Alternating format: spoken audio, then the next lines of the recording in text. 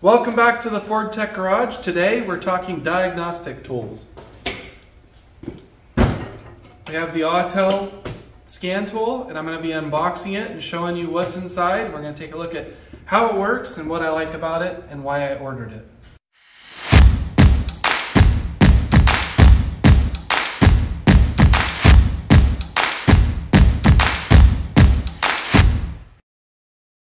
So there's a lot of brands of scan tools out there that I've used, from Bosch to Snap-on. The one I like the most is the Autel. It seems to be the most powerful and really just does everything you need all the time. So I searched around, and it's very hard to find which models do what. There's a lot of older discontinued models, and eventually I ended up settling on a Maxcom 908. Not the Pro version, so the difference is going to be the Pro version comes with the J-Box for programming. I don't usually get into that, so I don't think I need it. But for now, let's just go ahead and unbox this and let's see what's inside.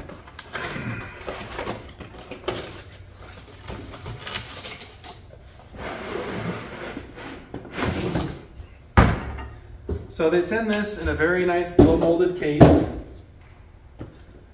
that you can store it in.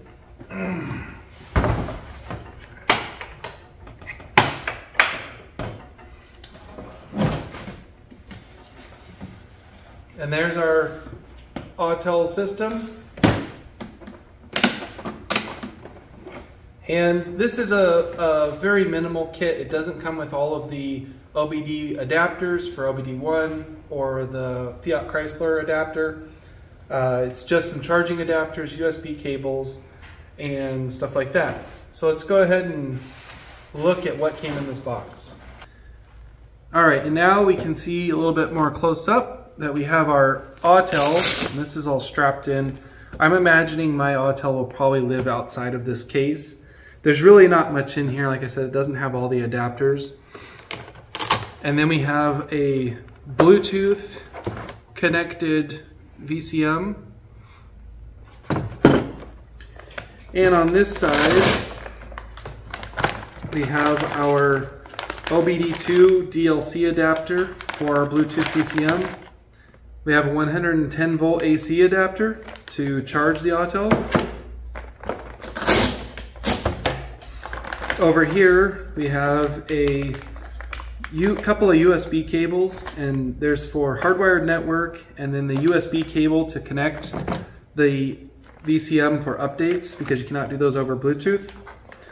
And then we have a cigarette lighter battery adapter, so that'd be nice if your battery is getting low and you need to plug into the car you're working on. And then we have alligator clamps to a cigarette lighter so that you can charge underneath the hood. So those are going to be nice. We'll just leave all these cables in this box. Those probably will live in this box most of the time. The power adapter will come out. This will come out. These are not. These are going to be used daily.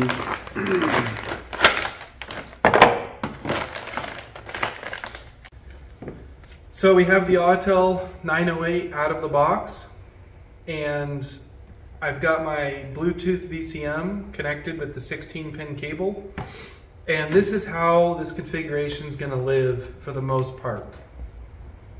I've got it on the power so we can power it up and see what this looks like. But it's just so it's out of the way, we all know that China stole all that software technology from American companies and Japanese companies, and that's what this thing is. But because of that, it appears to be heavily cloned, so you want to make sure you're buying it from a reputable place and that you're getting the case design that is the original Autel. So I went ahead and just ordered it from the Autel store. Also AESwave.com would be a good reputable source to buy this from. So I've got it powered up here, and I have already gone through all the setup information. I didn't want to show that on camera because it's got all my personal contact information. Definitely already noticing some of the weird Chinese translations and weird Chinese language in this.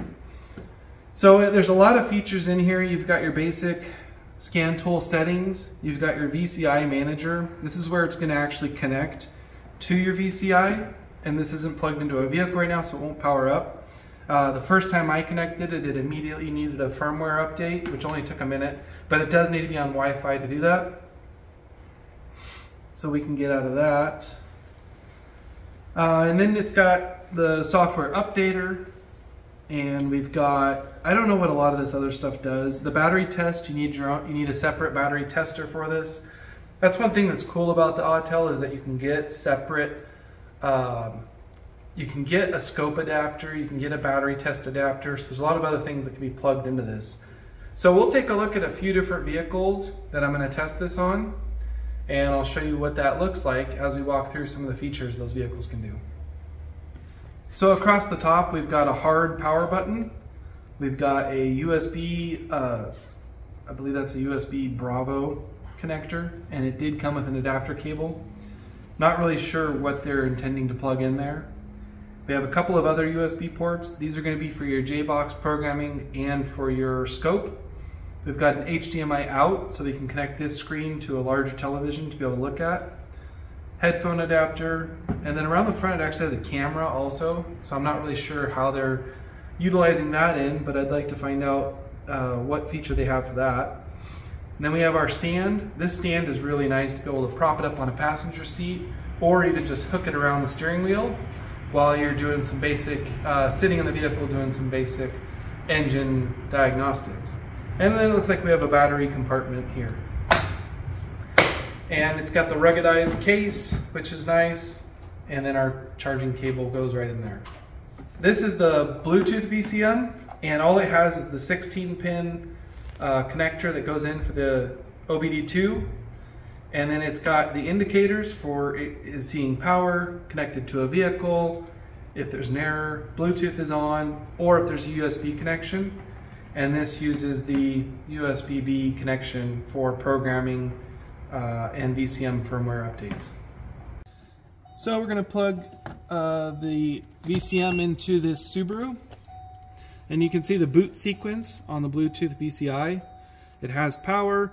Right now it's in error as it's trying to establish communication to the actual Autel. And so now we can see down here we have our VCI with a green dot. That indicates that we are connected. Here we are, green dot. We are connected to Bluetooth. Couldn't be easier. Didn't have to do anything. So we can actually select vehicle by favorites, history, or we can go by our three main dominated areas, America, Europe, Asia. Or we can just scroll. I need to go in the settings, so it's going to start out where it wants to enter a repair order number. I usually don't like having that kind of tracking in here. It just slows everything down. So for now we'll go standalone, no repair order. Now this is a 2002, so let's see if automatic selection works. We are in North America. So failed to do that. Let's go ahead and manual. So we have North America, we have a Forester, and we have a 2002, so it's going to be 98 through 13. And now we're in, so we can select by control unit. Look at our ECM. Oops. So now it's given up on the VCI.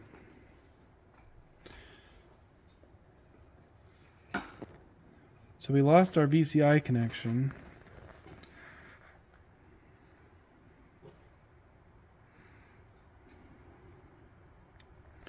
And I have noticed that it does this from time to time, and I almost wonder if it would be worth using the USB cord for a more reliable connection.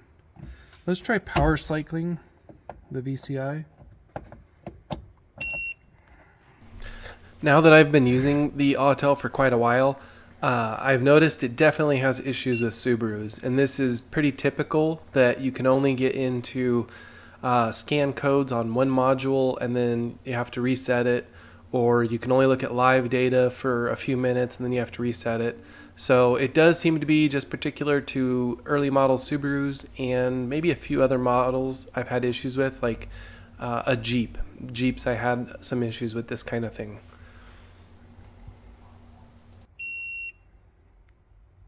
Okay, now we're connected. And let's go back into our ECM.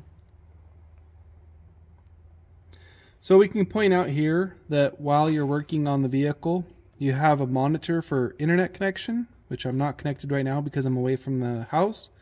And then it tells you if your VCI is connected. And it also reads back the vehicle's battery voltage, which is really nice to be able to see what your vehicle is doing. Can I see?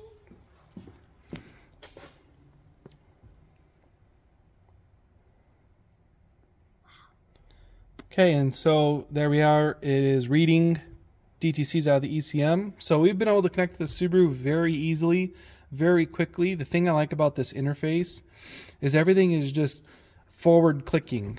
There's no special menus to go into. It's choose it by system. You can do the full vehicle auto scan. Also, it can print a full vehicle report. You can save stuff. So that's our first look at using the Autel with a Subaru Forester. So that was our first vehicle we tried it on. Now, I have been playing with this thing on all kinds of stuff. Here I'm looking at a Hyundai, and I wanted to show the automatic selection where it just scans every module in the vehicle for any faults, which can be nice if you're just kind of wanting to go over everything or to print out a full detailed report for a customer. So I'm just going to start looking at some of these other features of the Autel that I've been kind of reviewing and playing with. And there's the automatic scan, kind of showing everything. And this particular vehicle was a pass, but you can see all the access you get to all of those different systems. So this thing is very versatile. Now, the next one I have is this Jeep with a camshaft problem. I want to look at some intake PIDs, but it loads up in kind of random order. So you can just tap and sort that. And then we can go down and find the PIDs I want to see. Now that they're in alphabetic order, it's a lot easier to find them. And we can just real quick do a graph.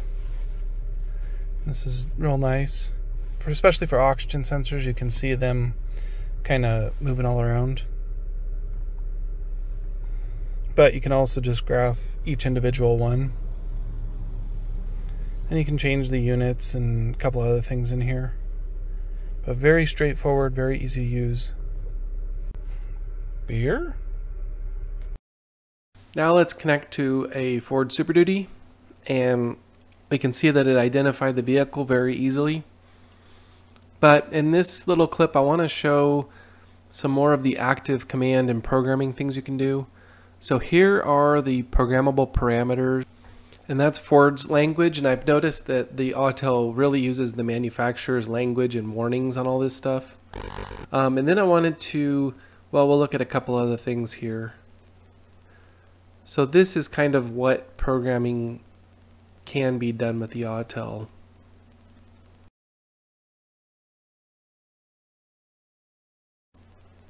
Tire size is going to be a big one. But let's back out of that, and I want to look at what kind of active commands you can do with this. And again, this is brand to brand, so it's going to depend on what the manufacturer makes available. But I've had good success with many brands. Here I really like that injector disable.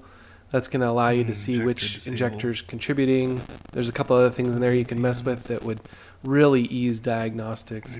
And just for simplicity, I checked it on the fuel pump, and you can't hear it, but I could actually hear the fuel pump click on and off. So everything works as designed. And here's a look at the software update. You just kind of select the different brands you want to update, and you can see it is $900 a year to continue the subscription.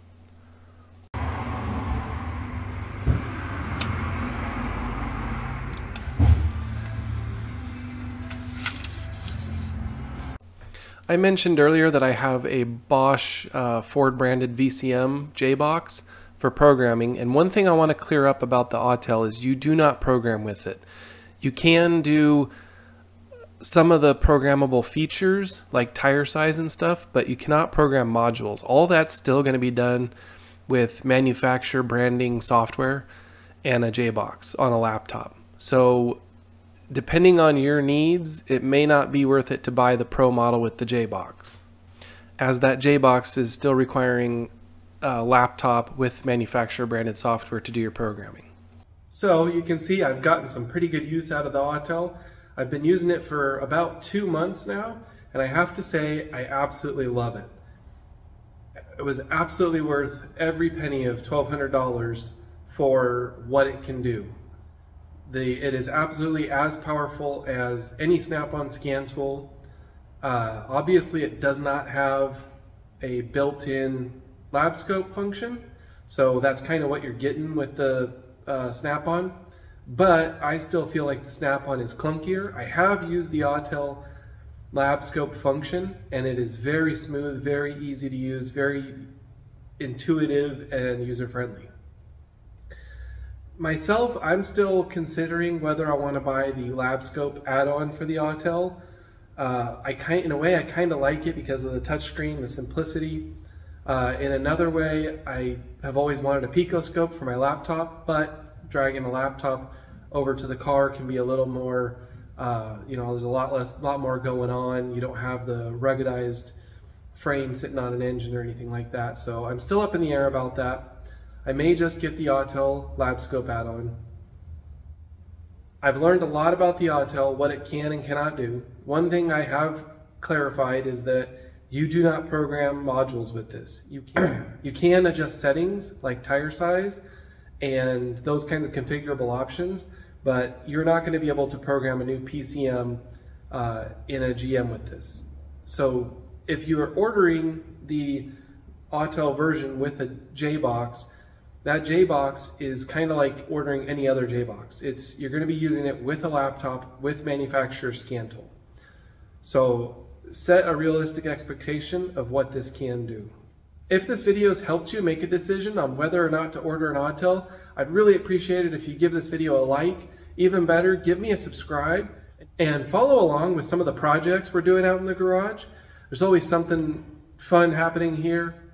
I'm really enjoying the comments. If you guys have an Autel or have experience with it, go ahead and leave a comment below. If you have any questions that I could answer, leave a comment. I always read through the comments, and I'm happy to chat with you guys. I found the comment section on this channel to be absolutely wonderful. There's a lot of great people out there watching my videos, so thank you for interacting with this channel, and thanks for your like and your subscription, and we'll see you in the next one.